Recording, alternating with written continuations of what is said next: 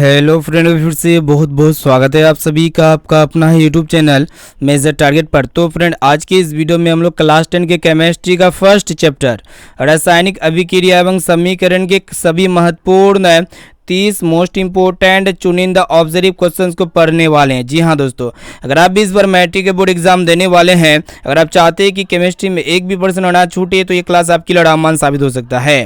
क्योंकि आज की इस क्लास में हम लोग जो ये 30 ऑब्जर्व क्वेश्चंस यानी कि वस्तुनिष्ठ ऑब्जर्व क्वेश्चंस को यहाँ पे सेलेक्ट किए हुए हैं। ये आपका रासायनिक अभिक्रिया एवं समीकरण में चुनिंदा प्रश्न को यहाँ पे हम लोग लेके आ चुके हैं। तो फ्रेंड, फटाफट से क्लास को लाइक कर दीजिएगा, और दोस्तों यहाँ पे चैनल पर नए हैं ना, तो प्लीज़ दोस्तों जल्दी से आप फटाफट से चैनल को सब्सक्राइब कर लीजिएगा। साथ में बगल में नोटिफिकेशन बेल आइकन को प्रेस करके ऑल पर जरूर सेलेक्ट कर लीजिएगा, ठीक है। और यहाँ पे कोशिश कीजिएगा एक एक क्वेश्चन का आंसर जो है ना फटाफट से कमेंट सेक्शन में जाके कमेंट जरूर कीजिएगा। इससे हमको ये पता चलेगा कि आपका तैयारी काफ़ी अच्छी तरीके से चल रही है, ठीक है। और दोस्तों यहाँ पे एक एक क्वेश्चन को जो है ना आप अपने कॉपी में नोटबुक में या फिर नोट कर सकते हैं, या फिर इसका पीडीएफ जो है ना हम अपने वेबसाइट पर डाल देंगे, वहाँ से पीडीएफ को फ्री में डाउनलोड कर सकते हैं। और दोस्तों डेली वेबसाइट पर धमाकेदार ऑनलाइन टेस्ट चलती है, ठीक है। और दोस्तों यहाँ पे जो प्रॉब्लम समस्या था ना लैपटॉप में, वो मेरा प्रॉब्लम दूर हो चुका है, इसलिए यहाँ पे क्लास डिले चल रही थी, ठीक है। अब यहाँ पे क्लास रेगुलर चलेगी, ठीक है। तो यहाँ पे क्लास का टाइम को नोट कर लीजिए।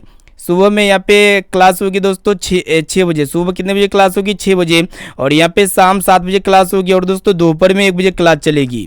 तो ये सभी क्लास को आपको लगातार अपने एग्जाम तक करते हुए चलना है, ठीक है।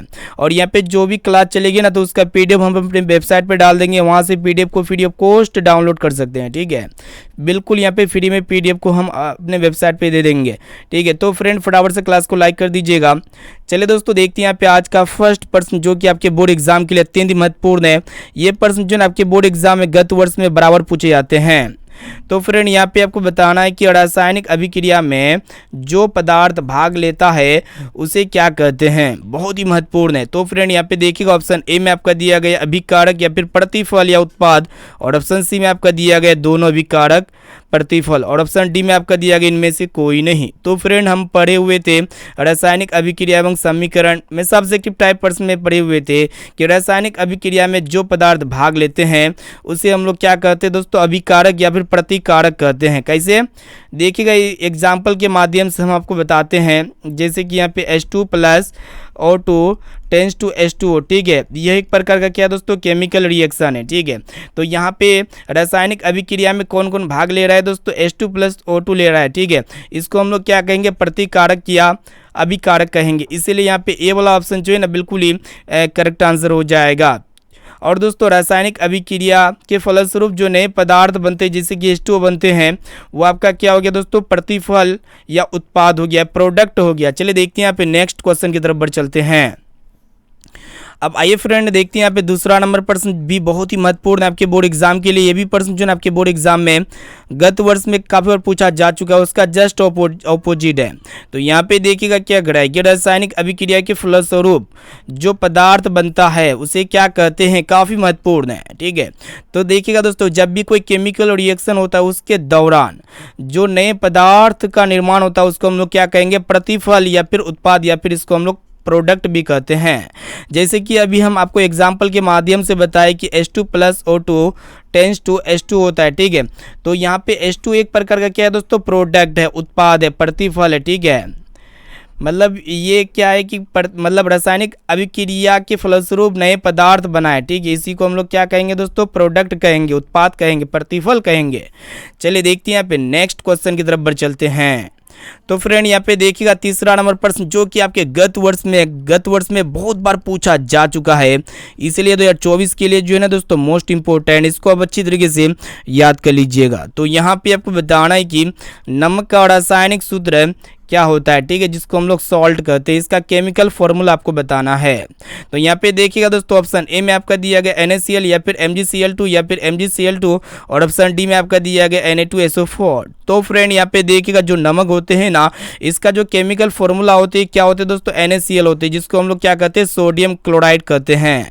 यानी कि यहाँ पे ए वाला ऑप्शन जो है ना बिल्कुल ही करेक्ट आंसर हो जाएगा। चलिए देखते हैं यहाँ पे नेक्स्ट क्वेश्चन की तरफ बढ़ चलते हैं, जो कि आपके बोर्ड एग्जाम के लिए बहुत ही महत्वपूर्ण, ये भी प्रश्न जो है आपके बोर्ड एग्जाम में गत वर्ष में काफी बार पूछा जा चुका है, इस बार भी पूछे जाएंगे। तो यहाँ पे आपको बताना है कि विरंजक चूर्ण का रासायनिक सूत्र क्या होता है, यानी कि केमिकल फॉर्मूला आपको बताना है विरंजक चूर्ण का, ठीक है।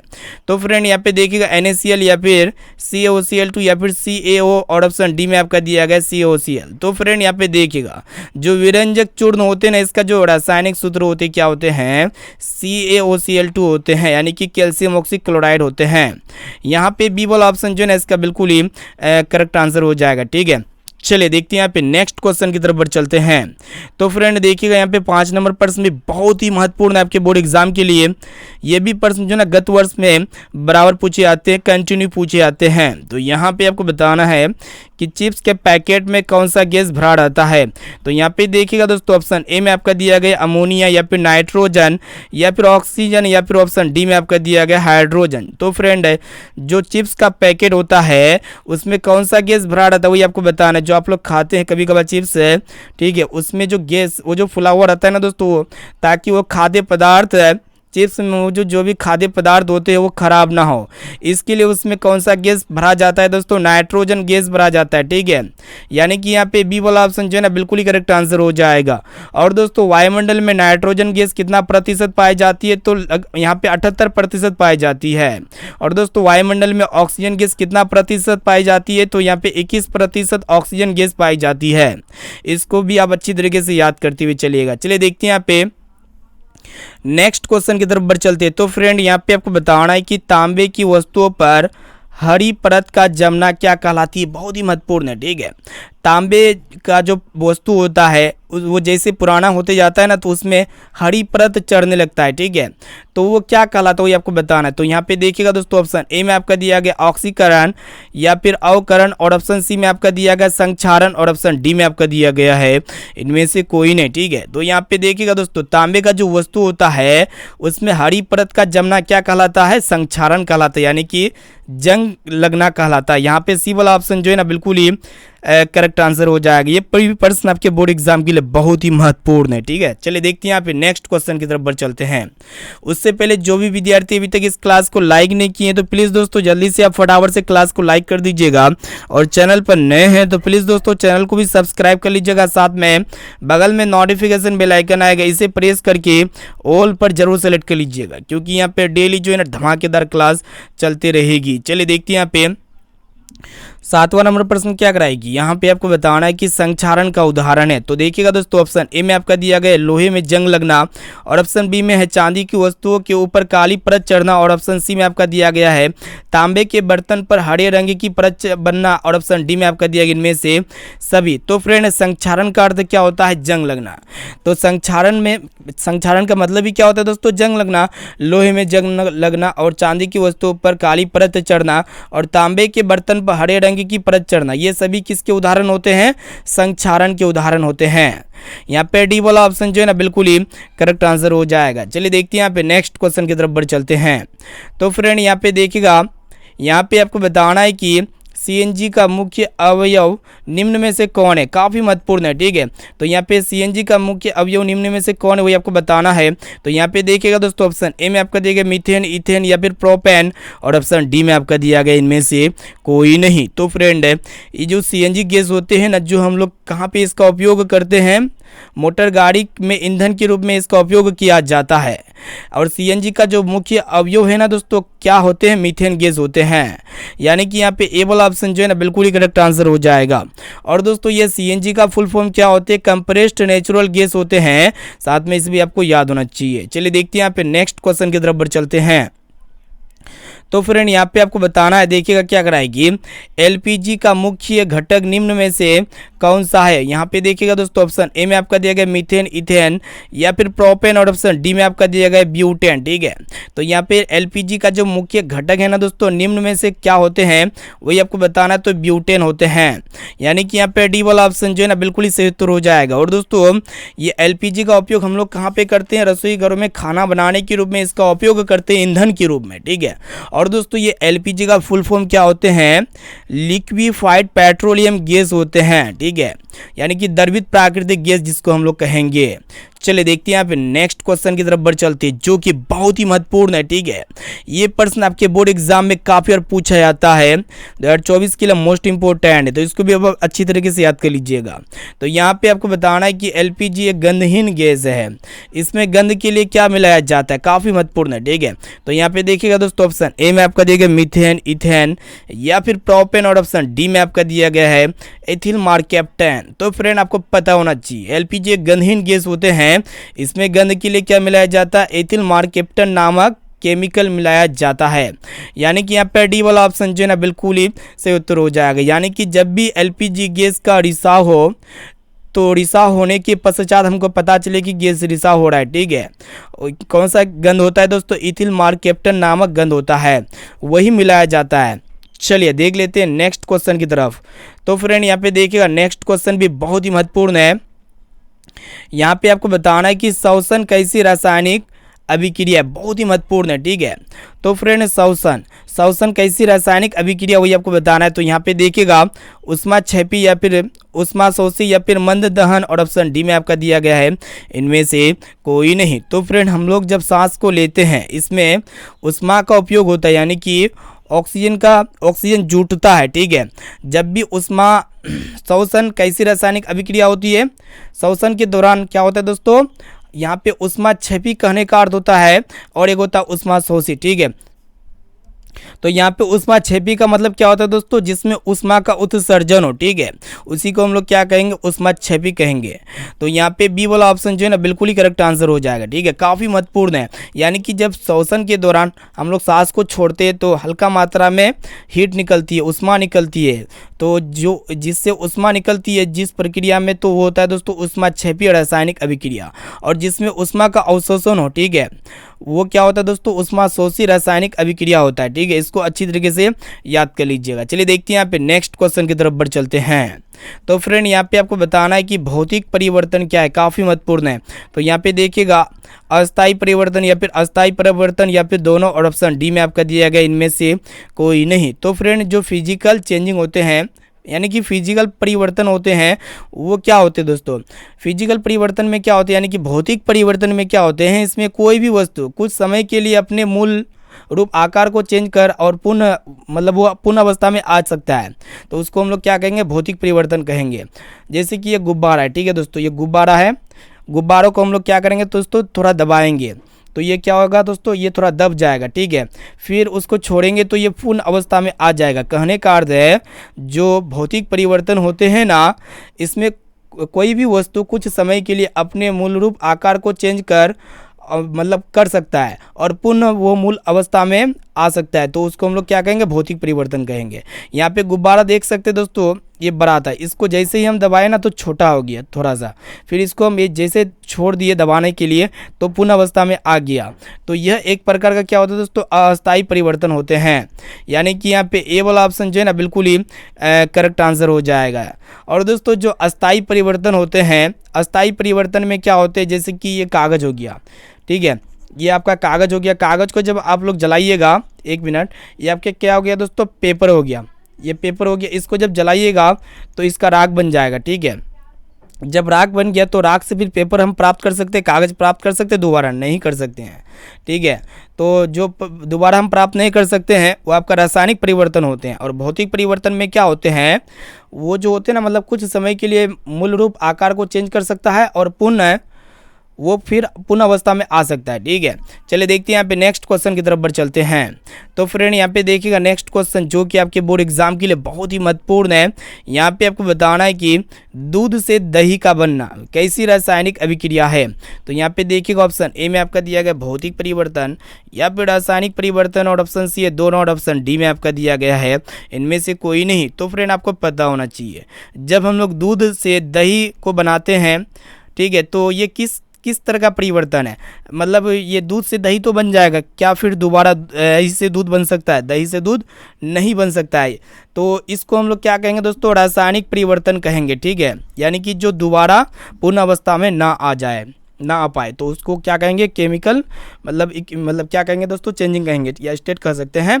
चलिए देखते हैं यहाँ पे नेक्स्ट क्वेश्चन की तरफ बढ़ चलते हैं, जो कि आपके बोर्ड एग्जाम के लिए बहुत ही महत्वपूर्ण है। यहाँ पे आपको बताना है कि किसे चाकू से काटा जा सकता है। तो फ्रेंड है, 3 ऐसे एलिमेंट होते हैं जिसे हम लोग चाकू से इजीली काट सकते हैं, जैसे कि लिथियम हो गया, सोडियम हो गया, और एक होती है दोस्तों पोटेशियम, जिसको हम लोग के द्वारा दिखाते हैं। ठीक है, सोडियम, लिथियम और पोटेशियम, ये तीनों को हम लोग चाकू से इजीली काट सकते हैं। चलिए देखते हैं यहाँ पे अगला प्रश्न की तरफ बढ़ चलते हैं, जो कि बहुत ही महत्वपूर्ण है।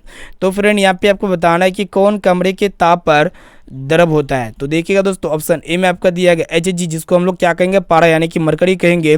ऑप्शन बी में आपका दिया गया क्लोरीन, और ऑप्शन सी है सोडियम, और ऑप्शन डी में आपका दिया गया मैग्नीशियम। तो फ्रेंड आपको पता होना चाहिए कमरे के ताप पर द्रव अवस्था में कौन सा एलिमेंट पाई जाती है। तो ये पारा यानी कि मरकरी पाई जाती है, जिसको हम लोग Hg कहेंगे। ये एक प्रकार का धातु होते हैं जो कमरे के तापमान पे द्रव अवस्था में पाई जाती है। और दोस्तों आपके एग्जाम में एक प्रश्न ये भी पूछे जा सकते हैं कि कौन ऐसा अधातु है जो कमरे के तापमान में द्रव अवस्था में पाई जाती है। वो होता है दोस्तों क्या, ब्रोमीन। वो क्या होती है, ब्रोमीन होती है। चलिए देखते हैं यहाँ पे नेक्स्ट क्वेश्चन की तरफ बढ़ चलते हैं, जो कि बहुत ही महत्वपूर्ण है। तो फ्रेंड यहाँ पे आपको बताना है कि लोहा ऑक्सीजन से संयोग करके क्या बनाता है। तो यहाँ पे देखिएगा दोस्तों, ऑप्शन ए में आपका दिया गया लोह ऑक्साइड, या फिर लोह कार्बोनेट, या फिर लोह सल्फेट, और ऑप्शन डी में आपका दिया गया है इनमें से कोई नहीं। ठीक है, जो लोहा होते हैं दोस्तों, ये ऑक्सीजन से संयोग करके क्या बनाते हैं, लोह ऑक्साइड बनाते हैं, या फिर लोह कार्बोनेट, या फिर लोह सल्फेट। तो लोह ऑक्साइड बनाते हैं, यानी कि यहाँ पे ए वाला ऑप्शन जो है ना बिल्कुल ही करेक्ट आंसर हो जाएगा। चलिए देख लेते हैं नेक्स्ट क्वेश्चन की तरफ, जो कि बहुत ही महत्वपूर्ण है। तो फ्रेंड यहाँ पे आपको बताना है कि निम्न में से कौन सा पदार्थ बिना ज्वाला के जलता है। तो फ्रेंड बिना ज्वाला के कौन जलता है वही आपको बताना है। ठीक है, जिसमें ज्वाला नहीं निकलती है। मोमबत्ती में ज्वाला निकलती है, किरोसिन में, कोयले में, और मीथेन गैस में।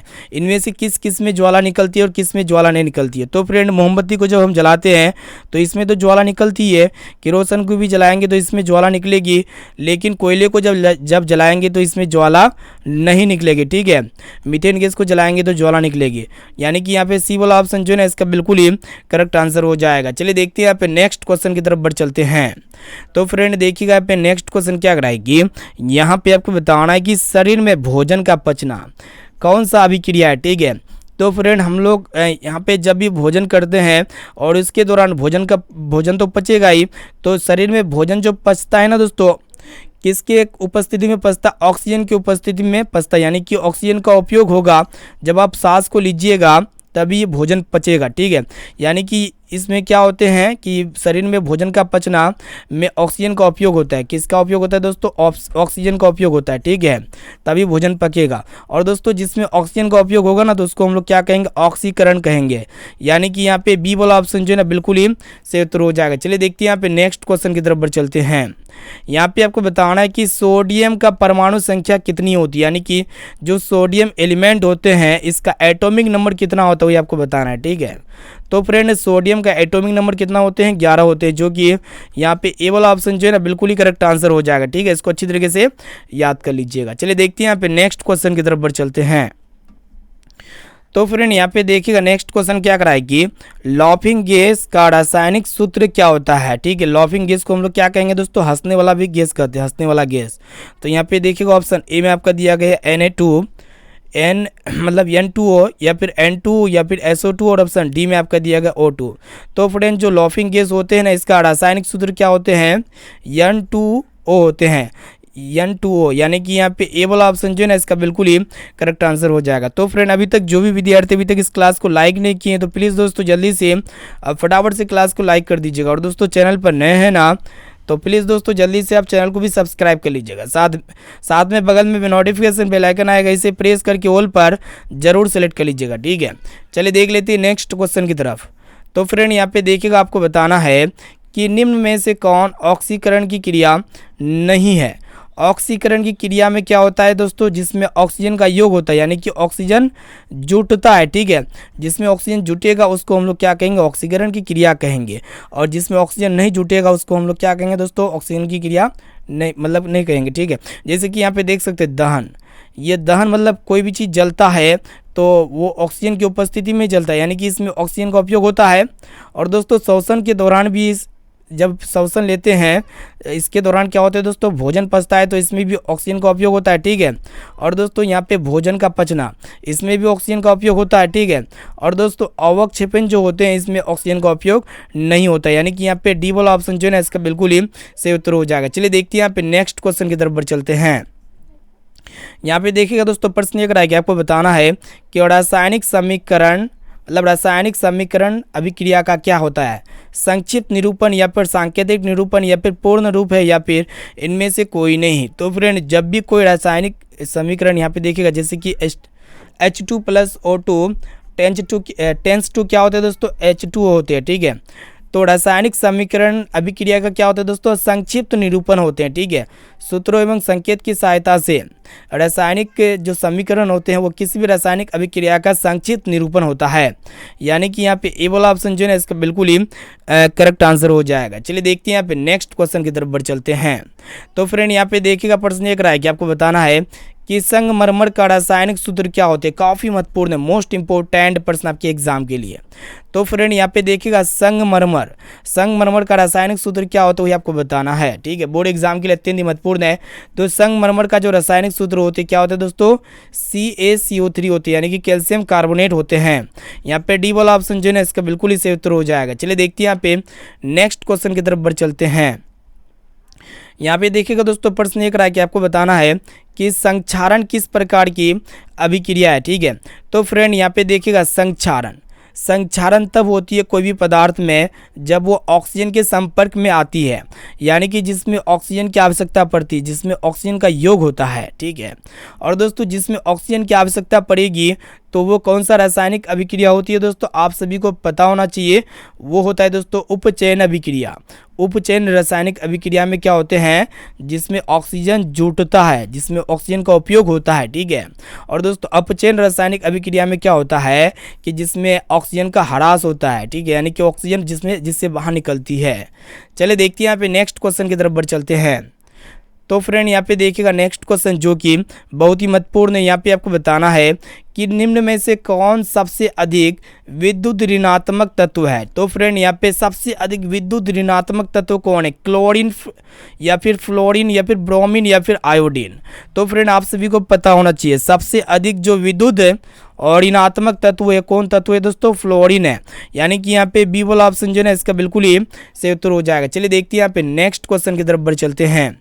तो फ्रेंड ये भी प्रश्न आपके बोर्ड एग्जाम के लिए बहुत ही महत्वपूर्ण है, मोस्ट इंपॉर्टेंट है, बार बार पूछे जाते हैं। तो यहाँ पे आपको बताना है कि सिल्वर क्लोराइड को सूर्य के प्रकाश में रखने पर क्या प्राप्त होता है, काफ़ी महत्वपूर्ण है, ठीक है। तो फ्रेंड जो सिल्वर क्लोराइड होते हैं इसको सूर्य के प्रकाश में रखेंगे तो क्या किसकी प्राप्ति होगी, कॉपर की या फिर Ag यानी कि चांदी की या फिर S की या फिर ब्रोमीन की, ठीक है। तो फ्रेंड जब सिल्वर क्लोराइड को सूर्य के प्रकाश में रखेंगे तो किसकी प्राप्ति होती है दोस्तों, Ag यानी कि चांदी की प्राप्ति होती है, ठीक है। इसको अच्छी तरीके से याद कर लीजिएगा। चलिए देखते हैं यहाँ पे नेक्स्ट क्वेश्चन की तरफ बढ़ चलते हैं।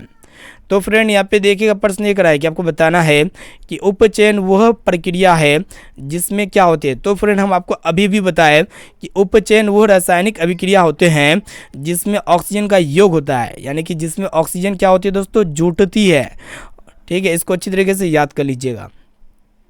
चलिए देख लेते हैं नेक्स्ट क्वेश्चन की तरफ, ठीक है। एक एक क्वेश्चन मोस्ट इंपॉर्टेंट है, इसलिए ज़्यादा से ज़्यादा कोशिश कीजिएगा एक एक क्वेश्चन को अच्छी तरीके से याद करने का।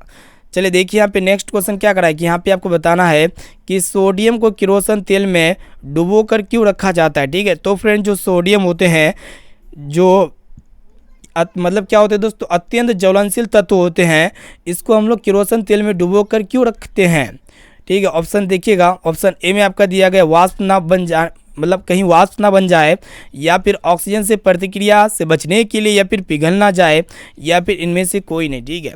तो फ्रेंड जो सोडियम होते हैं इसको हम लोग किरोसिन तेल में डुबो कर इसीलिए रखते हैं क्योंकि ऑक्सीजन से प्रतिक्रिया से बचने के लिए, ठीक है।